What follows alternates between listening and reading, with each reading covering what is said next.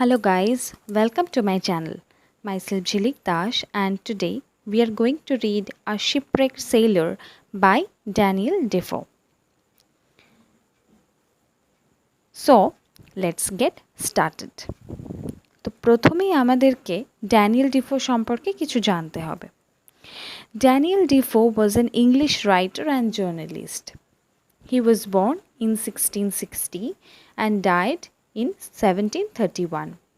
He is most famous for his novel Robinson Crusoe. He was a prolific and versatile writer.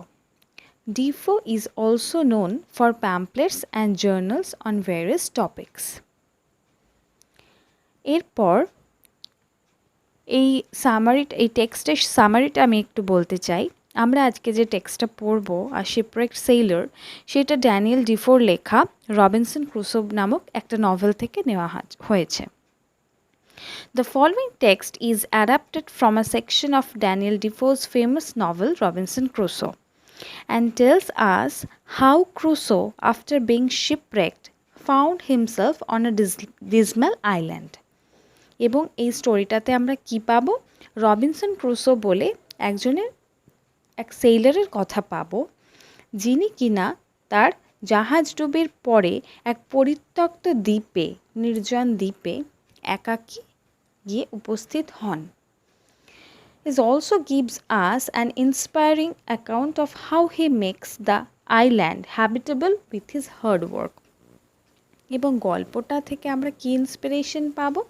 Robinson ক্রুসোর থেকে আমরা inspiration পাবো। কিভাবে? না, সে পরিত্যক্ত দ্বীপটাকে রবিনসন ক্রুসো কিভাবে তার প্রচেষ্টার দ্বারা বসবাসের উপযোগী করে তুললেন, সেটাই আমাদের এখানে শেখার বিষয়। So, let's get started.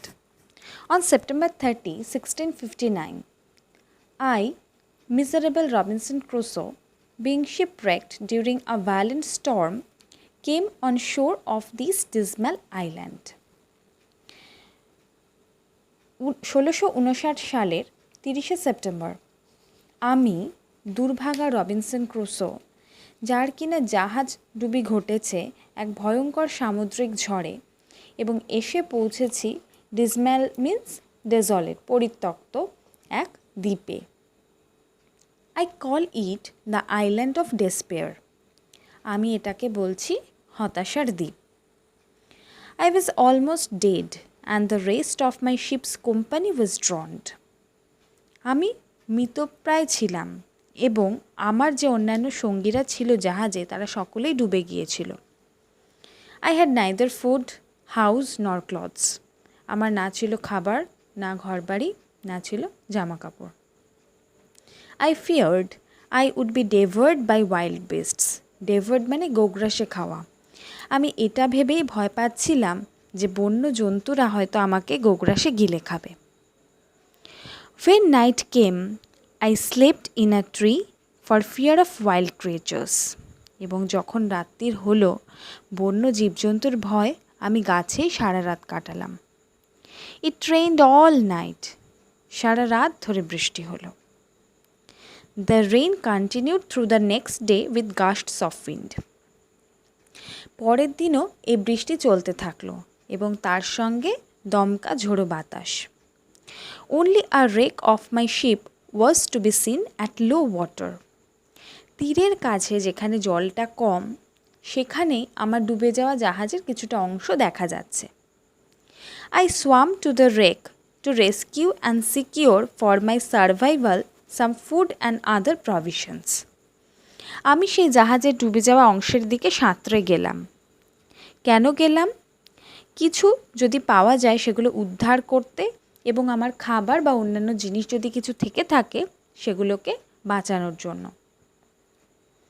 I was able to collect some wood, cable, string, a knife, nails and a gun. তো জাহাজ থেকে রবিনসন ক্রুসো কী কী পেলেন? কিছুটা কাঠ, মোটা তার, দড়ি, ছুরি, পেরেক এবং তার সঙ্গে একটা বন্দুক। I also collected a hammock and some canvas with which I made a tent. Hammock মানে নেটের তৈরি দোলনা, a kind of hanging bed generally made of net. আর ক্যানভাস মানে তাঁবুর কাপড়। তো জাহাজ থেকে তিনি পেলেন নেটের দোলনা এবং কিছু তাঁবুর কাপড়, যেগুলো দিয়ে তিনি তাঁবু খাটালেন। I got some ink and paper, এর পাশাপাশি পেলাম কিছু কাগজ ও কালি। I also found some money but they were useless to me in this barren island. কিছু টাকা পয়সাও আমি পেলাম, কিন্তু এই পরিত্যক্ত দ্বীপে সেগুলো আমার কাছে কোনো দরকারই ছিল না। I was some 100 leagues out of the ordinary course of the trade of mankind. মানুষের যেখানে সাধারণ মানুষের বসবাস বা যেখানে ব্যবসা বাণিজ্য চলছে তার 100 লিগ দূরে আমি রয়েছি। I was convinced I had to spend the rest of my life alone in this wild, desolate island. আমি এটাই বুঝে গিয়েছিলাম যে আমার বাকি জীবনটা আমাকে এই বন্য পরিত্যক্ত দ্বীপেই কাটাতে হবে। I searched long for a place of safe habitation. নিরাপদ একটা আশ্রয়ের খোঁজ করেছিলাম অনেকটা সময় ধরে। I found a little plain on the side of a rising hill. What is the difference between hill and a mountain? Hill কিন্তু উচ্চতা একটু কম হয়, পাহাড়, আর মাউন্টেনের কিন্তু উচ্চতা অনেক বেশি হয়। তো এরকম একটা পাহাড়ের গায়ে একটা সমতল ভূমি আমি দেখতে পেলাম। On the rocky wall of the hill there was a hollow place worn in like the entrance to a cave. এবং সেই পাহাড়ের গায়ে ছিল একটা শূন্য স্থান, এবং যেটা ওই পাহাড়ের গুহার ভিতরে ঢোকার প্রবেশপথ ছিল। On the flat of the green just before this hollow I resolved to pitch my tent. এবং এই শূন্যস্থানের সামনে সেই সবুজ মাটিতে আমি স্থির করলাম আমার তাঁবু খাটাবো। I cut the wood I collected into stakes. যে কাঠগুলো আমি সংগ্রহ করেছিলাম সেগুলোকে আমি টুকরো টুকরো করলাম। I drove them into the ground in a semicircle around my tent. এবং আমার তাঁবুর চারপাশে সেগুলোকে অর্ধবৃত্তের আকারে পুঁতে দিলাম।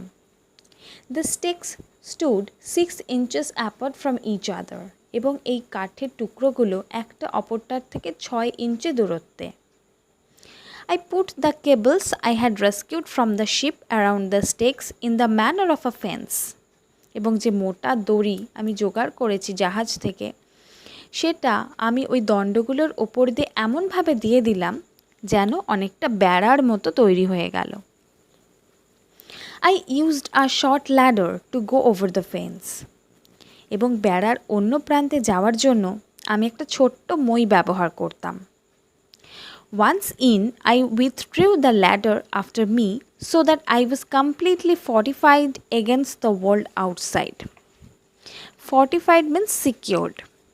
তো যখনই আমি ওই মইটাকে সরিয়ে নিতাম তখন বাইরের জগৎ থেকে আমি সম্পূর্ণভাবে নিজেকে বিচ্ছিন্ন করে নিতে পারতাম, নিজেকে নিরাপদে রাখতে পারতাম। Into this tent I brought all my stores and provisions. এবং সেই তাঁবুতে আমি নিয়ে আসলাম আমার যা কিছু জিনিস আছে সেসব কিছু। After I had been on the island for 10 or 12 days, it occurred to me that I would lose the measure of time. এই দ্বীপে 10-12 দিন থাকার পরে আমার এরম মনে হলো যে আমি হয়তো সময়ের গণনা এবার ভুলে যাব। This was because I had neither watch nor calendar. তার কারণ আমার না ছিল ঘড়ি না ছিল calendar. To prevent this, I cut with my knife upon a large post the date of my landing. I put a notch with my knife for every day. এবং সেইটা আটকানোর জন্য, নচ মিন্স মার্ক, এবং সেটা যাতে আমি আটকাতে পারি সেই কারণে একটা বড় দণ্ডের উপরে আমি ছুরি দিয়ে যেই দিন এই দ্বীপে আমি এসেছি সেই ডেটটা লিখে রাখলাম, এবং তারপর প্রত্যেক দিনের জন্য একটা করে দাগ দিতে শুরু করলাম। After a long spell of rain, I saw some fair weather around 7th November. দীর্ঘ বৃষ্টির পর 7ই নভেম্বর নাগাদ আবহাওয়া একটু ভালো হলো। I spent the next couple of days making small wood boxes to keep my provisions dry from the rain. এরপরে প্রায় 2 দিন আমি ছোট ছোট কাঠের বাক্স বানালাম আমার জিনিসপত্রগুলোকে বৃষ্টির হাত থেকে রক্ষা করার জন্য। Among the things I rescued from the ship, there was a small bag of corns meant for poultry feed. আমি জাহাজ থেকে যা যা জিনিস উদ্ধার করেছিলাম তার মধ্যে ছিল এক ব্যাগ শস্যদানা, যেটা কিনা পোলট্রিদের খাওয়ানোর জন্য ছিল। Most of it had been devoured by rats, এবং এর বেশিরভাগটা ইঁদুরে খেয়ে গেছে। I saw nothing but husks and dusts in the bag. সেই ব্যাগে এখন ধুলোকণা ছাড়া আর কিছুই নেই। I emptied the contents outside my wall. আমার দেওয়ালের পাশে আমি ব্যাগটাকে খালি করলাম, তার মানে ব্যাগে যা কিছু পড়েছিল ব্যাগটা ঝেড়ে উনি খালি করলেন। This was a little time before the great rains. এবং আবার বৃষ্টি শুরু হওয়ার আগের ঘটনা এটা। A month later I discovered green stalks shooting out of the ground. এবং ঠিক 1 মাস পরে আমি দেখলাম মাটি থেকে সবুজ রঙের গোছা গোছা কিছু যেন গজিয়েছে। I was astonished to discover it was perfect green barley, এবং আমি এটা দেখে ভীষণ অবাক হলাম যে এটা সবুজ বার্লি গাছ। By the June of 1660, I had gained security of food and shelter. এবং 1660-এর জুনের মধ্যে আমি এইভাবে খাদ্য এবং আশ্রয়টা ঠিকঠাক তৈরি করে ফেললাম, বা খাদ্য এবং আশ্রয়ের যোগান পেলাম। In this same month, I developed a high fever and lay weak and thirsty. এই মাসেই আমার প্রচণ্ড জ্বর হলো, আমি প্রচণ্ড দুর্বল এবং তৃষ্ণার্ত হয়ে পড়লাম। I recovered around 30th and gradually felt stronger than the day before. তারপর 30 তারিখ নাগাদ আমি আস্তে আস্তে সুস্থ হলাম এবং আগের দিন থেকে একটু শক্তি অনুভব করলাম। On 15th of July, I took a more particular survey of the island. 15ই July আমি সেই দ্বীপটাকে আরও ভালো করে পরীক্ষা করে ঘুরে ঘুরে দেখলাম। Around 2 miles up, I found a brook with pleasant meadows by its bank, plain, smooth and covered by grass. 2 mile দূরে আমি দেখলাম একটা ছোট্ট নদী, যার তীরটা ছায়াময় এবং সেখানে সমতল ভূমিতে রয়েছে ঘাসে Dhaka. In a woody part, I found melons in great abundance and grape trees. জঙ্গলের দিকে আমি দেখতে পেলাম তরমুজ গাছ এবং খানিকটা দূরে আঙুর গাছ। The grapes were ripe and rich. আঙুরগুলো বেশ রসালো। Further into the land, I found great number of coca, orange and lemon trees. এবং খানিকটা দূরে আমি দেখতে পেলাম কিছু কোকো গাছ, কমলা লেবু এবং তার সঙ্গে লেবু গাছ। I carried great parcels of fruit homeward and the journey took me 3 days.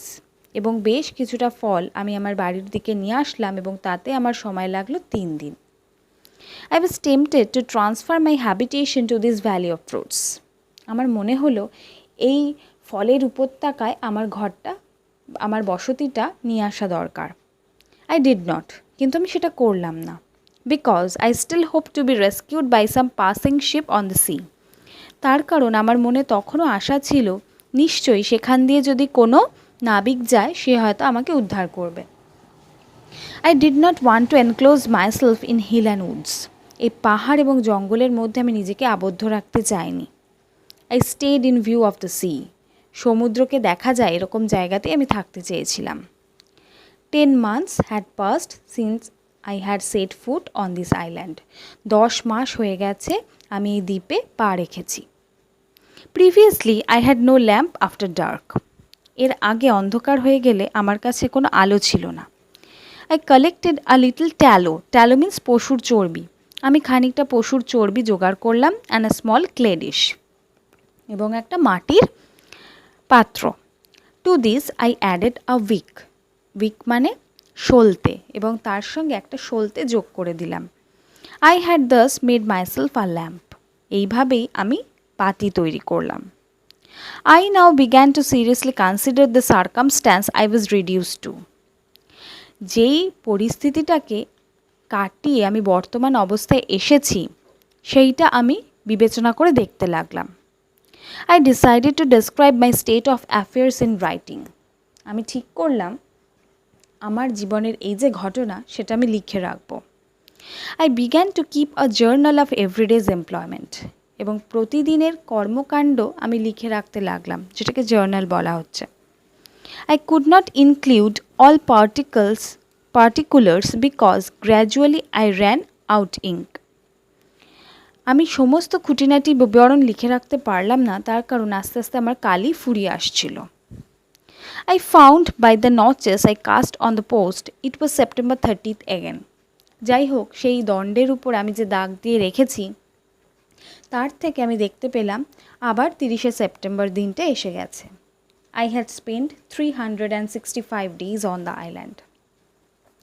আমি এই দ্বীপে 365 দিন কাটিয়ে ফেলেছি। সো স্টুডেন্টসরা, এটা ছিল আমাদের আজকের টেক্সট। আশা করি বুঝতে পেরেছো। ভালো লাগলে অবশ্যই ভিডিওটা শেয়ার করো, আর আমার চ্যানেলটা সাবস্ক্রাইব করো, আর বেল আইকন প্রেস করতে কেউ ভুলো না। Thank you.